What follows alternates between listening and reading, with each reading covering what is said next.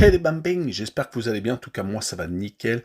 On se retrouve aujourd'hui pour la 14e journée de Ligue 1.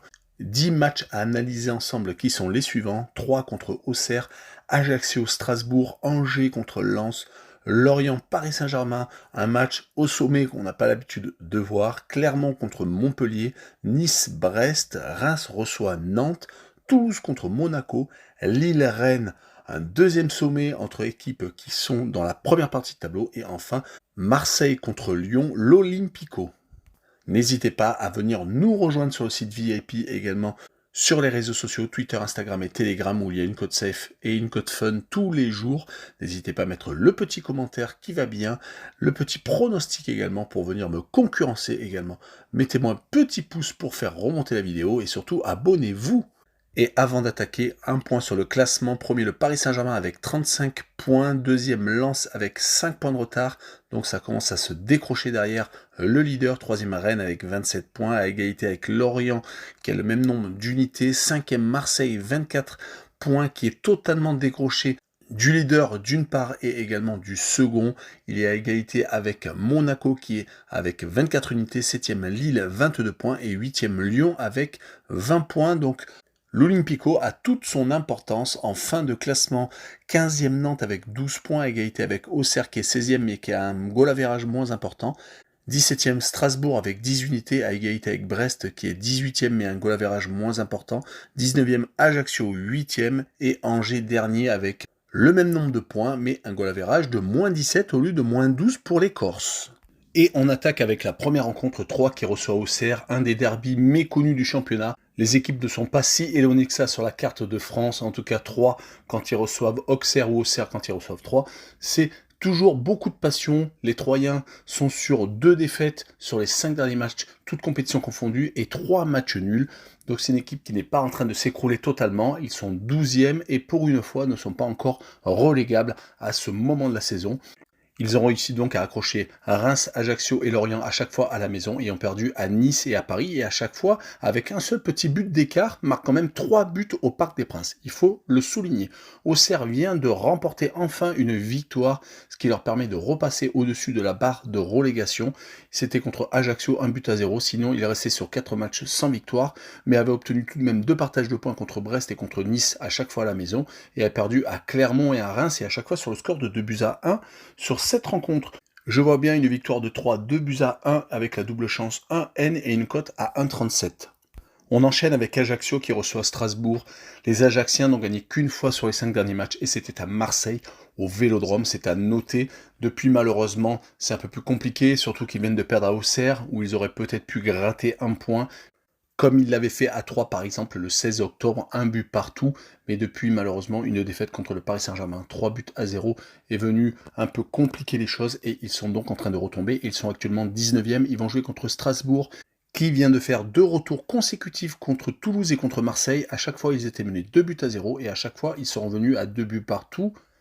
Dans les têtes, ça fait énormément de bien pour Julien Stéphan qui ne s'en sort pas depuis le début de la saison. Ils sont actuellement encore relégables avec seulement 10 petits points, mais sur les 5 derniers matchs, seulement 2 défaites, tout à domicile, et 2 matchs nuls et une victoire qu'ils avaient obtenue à Angers. Donc sur cette rencontre, je les vois s'imposer 2-1 à Ajaccio et je vois le draw no bet avec le pari remboursé 6 matchs nuls, une cote à 1,79.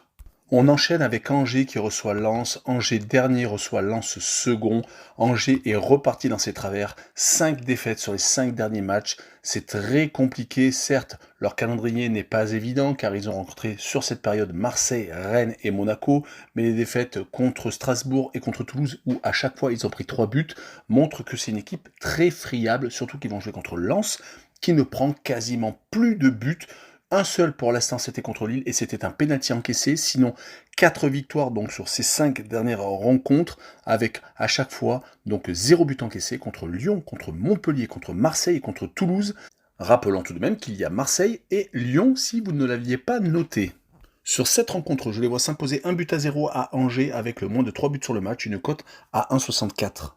Et on continue avec une des affiches de ce championnat de Ligue 1, le quatrième qui reçoit le premier. Les Lorientais sont actuellement donc à une quatrième place avec déjà 27 points, donc ils sont quasiment pas sauvés, on est bien d'accord, mais ils sont tout de même très bien partis, à moins qu'ils s'écroulent, même si on note qu'ils sont actuellement peut-être un peu moins bien, avec une défaite à domicile contre Nice, où ils menaient tout de même 1-0, et juste avant, 2 partages de points contre Reims et contre Troyes, des équipes assez mal classées, donc attention aux Lorientais qui avaient réussi à enchaîner 8 victoires sur les 10 premières rencontres, qui est assez exceptionnel, gagnant que ce soit à domicile contre Lille par exemple, ou à l'extérieur à Rennes. Mais le Paris Saint-Germain se présente et actuellement c'est du solide. Ils viennent une fois de plus de s'imposer à la Juventus en Ligue des Champions, c'était hier, et pourtant Neymar était suspendu. Ils sont donc sur 5 victoires sur les 5 derniers matchs, toutes compétitions confondues. Rappelons le 7-2 contre le Maccabi Haifa par exemple, ou les matchs sans prendre de but contre Marseille ou Ajaccio, et également des victoires un peu plus étriquées comme contre Troyes le week-end dernier, où ils ont gagné 4-3. Mais sur cette rencontre, je les vois être sérieux jusqu'au bout et gagner 3-0, et je vois Paris marquer le plus de 2 buts sur le match, une cote à 1,44. Et on enchaîne avec Clermont qui reçoit Montpellier. Clermont fait un début de saison plus que sérieux, 18 points, donc 9e. Même si depuis 3 rencontres, c'est un petit peu moins bien. Tout de même 2 partages de points à Monaco et à Nantes. Donc c'est à noter, à chaque fois un but partout. Mais la défaite au milieu contre Brest fait mauvais effet. 3-1 en plus, donc 3 buts encaissés. Ils vont recevoir les Montpelliérains qui sont en chute libre totale, qui n'ont que 12 points, qui sont 14e et qui ont perdu leurs 5 derniers matchs. Mais sur cette rencontre, je vois bien Montpellier accrocher le 1 but partout à Clermont, car les Clermontois ont tendance à être un peu moins bien quand même quand ils reçoivent, et Montpellier va bien se réveiller un jour, et je vois le home no bet pour assurer le coup avec le match nul remboursé. 6 victoires de Clermont à domicile, une cote à 2,06.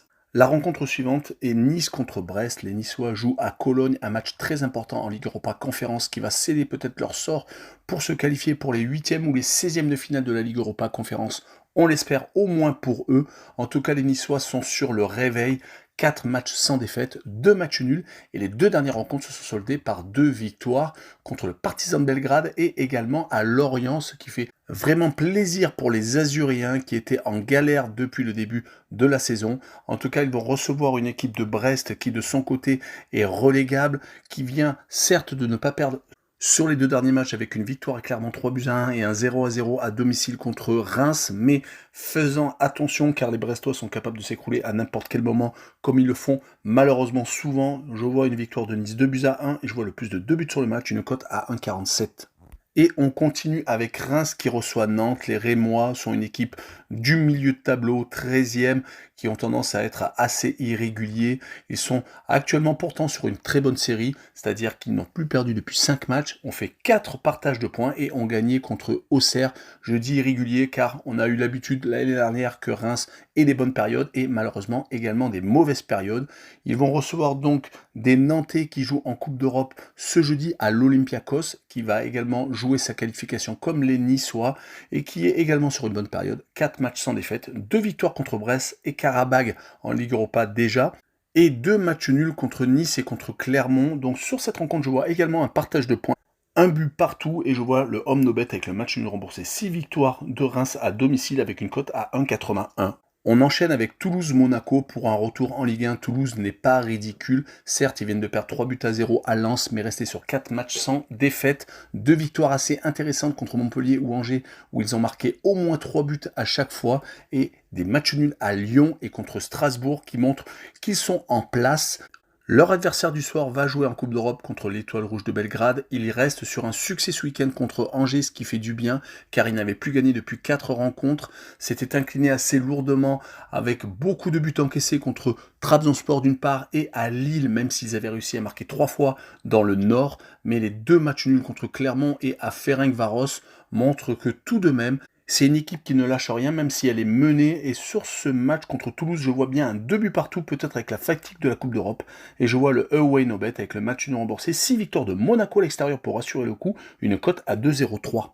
Et on poursuit avec un des sommets, Lille contre Rennes. Les Lillois sont 7e, les Rennais sont 3e. Les Lillois viennent de perdre à Lyon un des autres matchs au sommet de cette Ligue 1. Ils étaient pourtant sur 3 victoires consécutives, ayant battu Lens dans le derby, Monaco à domicile et ayant gagné 3-0 à Strasbourg. C'est tout de même une équipe qui est sur le retour car elle avait très mal commencé la saison, perdant des matchs importants comme contre Nice par exemple à domicile.